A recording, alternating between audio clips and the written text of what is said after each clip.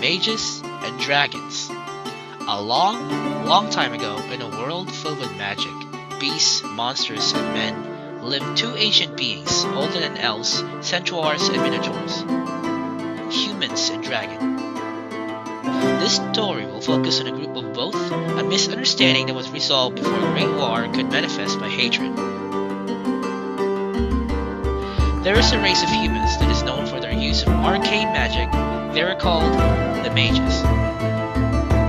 Then there are the Dragons. One race of dragon does not breathe flames or ice and is mysterious as old as may be known by elves and men, a race of dragons called Dragons. It was a long, terrible day for the Mages. Their village has been burned down by a ferocious congregation of dragons, known for their fire that can melt steel and stone, and burn people into ashes, the Fire Dragons. These beasts were savage creatures that burned everything and everyone in their paths, scorching lands and eating every creature inhabiting them. Only a few mages manages to flee before the human culling, as they ran deep into the woods for concealment and protection. Among the remaining group were 5 protectors, 4 of which were journeymen and another one being their leader, an archmage that was old and seen many in his time. Alongside him was his granddaughter named Lux Arian. Venturing deep in the forest, they saw a clearing up ahead. When they arrived at the edge of the forest, a gigantic outpost stand before them. At first they thought it was a build of giants, but looking deeper they saw dragons had used this fortress after the massacre of the original owners. So, the remaining mages settled down at the edge of the forest, looking out of the giant outpost. The 5 protectors planned their actions as they sat and stand around a campfire. The first journeyman was scared of dragons, so he suggested, "We shan't do this. There might be another group of dragons inside, content to attack." The second journeyman, Across, replied, and he said, These dragons are so-called dragons. I heard they do not spit fire or ice. The third journeyman, next to the first, he shouted that, "Then we shall slay him, with ace with our fire magic. We shall sear him, all and take the outposts."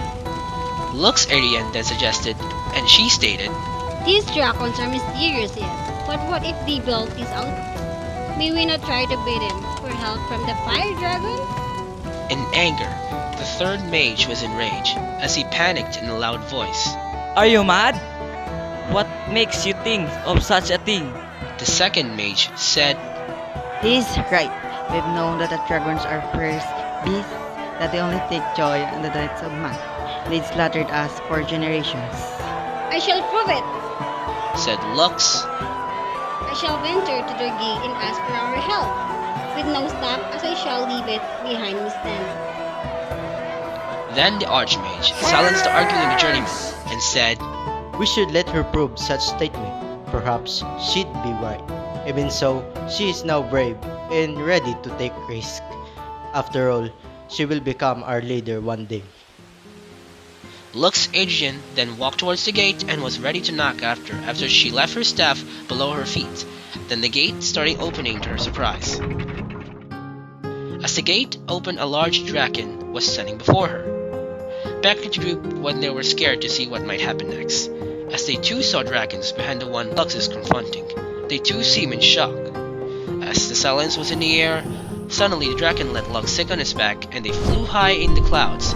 The next they knew was when they landed near them. Lux then explained that the dragons are an intelligent race that built these outposts themselves.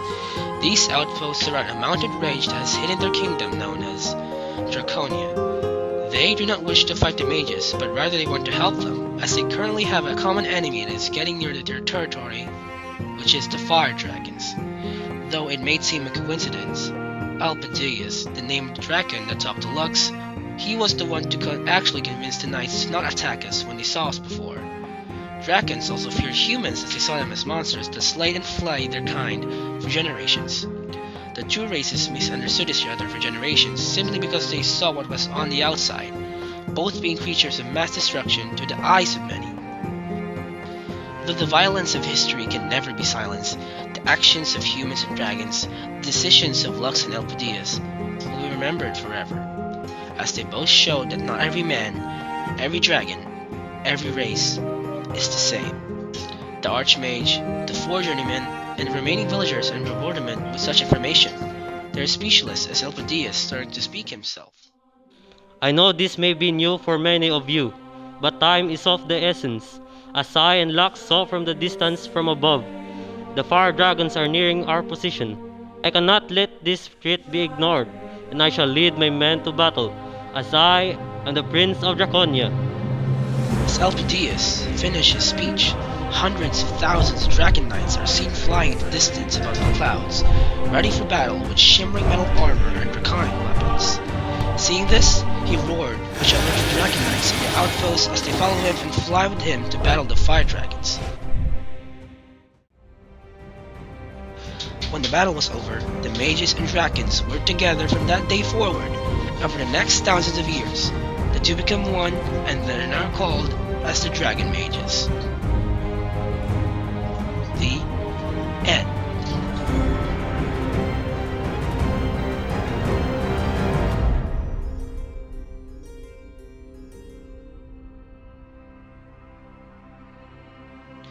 As the Dragon Mage Kingdom grows stronger, their rise is a big threat to the Elven domain. So, the elves created many spells of different magic, in which that will change the realm of fantasy forever. The world will no longer just have dragons and can breathe with fire and ice. It will now have dragons and creatures never before seen in history, but entirely of magic.